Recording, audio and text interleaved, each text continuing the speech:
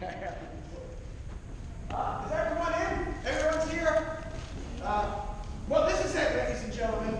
This is the highlight of the tour. Yeah. This is it. It's like, this is where the United States was created, and the Constitution also. The government was created right here.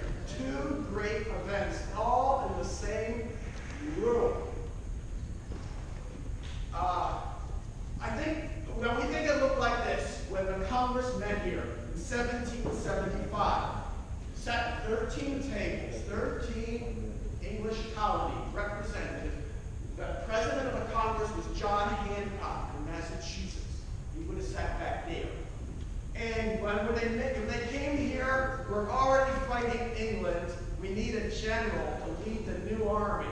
They created the army here. Now we need a general. So John Adams from Massachusetts, who sat right about here, he gets up and he nominates a man who was seated right about here. This is the Virginia table.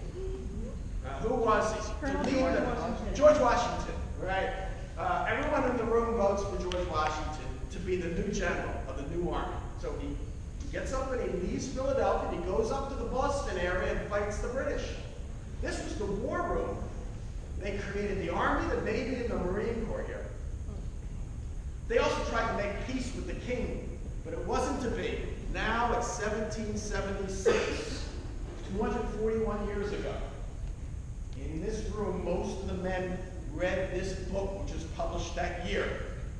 And this book says we should separate from the motherland, separate from England, and become a new country.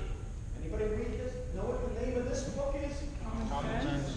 Common Sense by Thomas Paine. Yeah, very influential. Now we're talking independence. Let's separate from England. Here's what happened. Richard Henry Lee from Virginia gets up in June 1776 and he makes a resolution before the Congress that these united colonies ought to be United States. Then they appoint a committee of 5 men to write a declaration to support that resolution. John Adams from Massachusetts, Roger Sherman from Connecticut, Robert Livingston from New York, Benjamin Franklin from Pennsylvania. But the man who really writes the declaration sat right about here. This is his walking stick. Who wrote the Declaration of Independence? Thomas Jefferson. Thomas Jefferson, right. And on July 2nd, 241 years ago today, the Congress votes for Richard Henry Lee's resolution, vote to become independent, United States of America. But we don't celebrate independence on July 2nd, do we? On the 4th.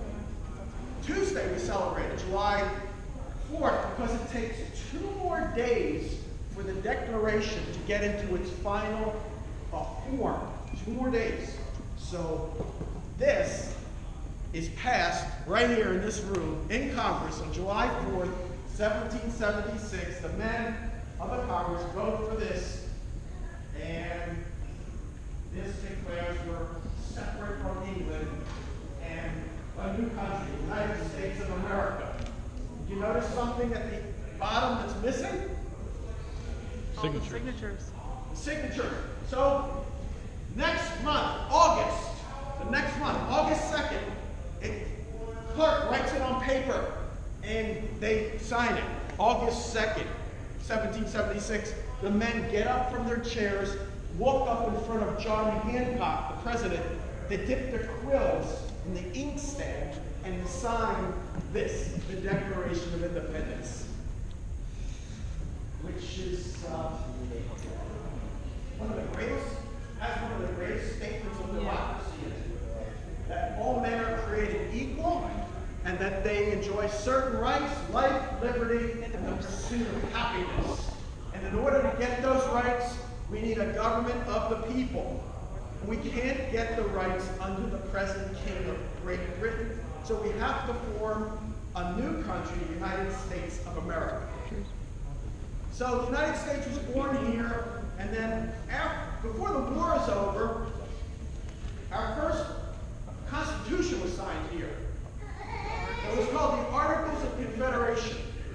But after the war is won, 1783, the peace treaty is signed, the government is found to be very weak. They can't even raise money to pay George Washington's troops back. So they decide to come back to Philadelphia. Now get ready for the second great event in this room. Here it is, what they signed, not the original. The original of that, the Declaration of this, are in Washington, D.C. But George Washington sits in that chair for 4 months. That's original. That's Washington's chair. 1787, he's president of a convention to fix the government. They didn't fix the government. They created a new one in 4 months. What is this? The Constitution. The Constitution. In 4 months, they create a brand new government that consists of a president, a Congress, and a Supreme Court. And it says it can be changed. It's been amended 27 times to make it even better. We can still change it today. Same government today. I think it was a miracle.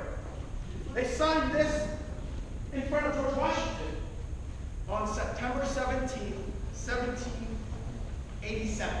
Now, Benjamin Franklin was here for both.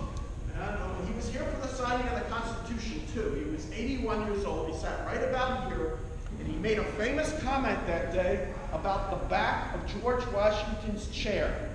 What did he see? The sun is rising. This. Back at it. What do you think he thought? Was it rising or a setting sun? Rising. Rising? Yeah, Benjamin Franklin said on that day this was signed that this is a rising sun. That, on George Washington's chair, is a rising sun and not a setting sun because we have a brand new strong government. And he was right. We still have it today. So that's the rising sun chair. That's as famous in my mind as the Liberty Bell, that chair. Nobody sits in that chair. Not Abraham Lincoln, who was here, or many other leaders. Nobody sits in the chair. So here, the United States was created here, and our government was created here. That's why this is a World Heritage Site you're visiting today. Do you have any questions? No. Or if you think of them, you can meet me outside. We'll talk about it. If you might want to see the document, right after this tour, go to the West Wing and see the original print, one of the original prints of the Declaration of Independence, and also the original ink stain. West Wing it's called. And also the next tour is called Congress Hall, the capital of the United States was just next door. Thanks very much for visiting, and you have a minute to take pictures, and we'll meet you outside. Thank you.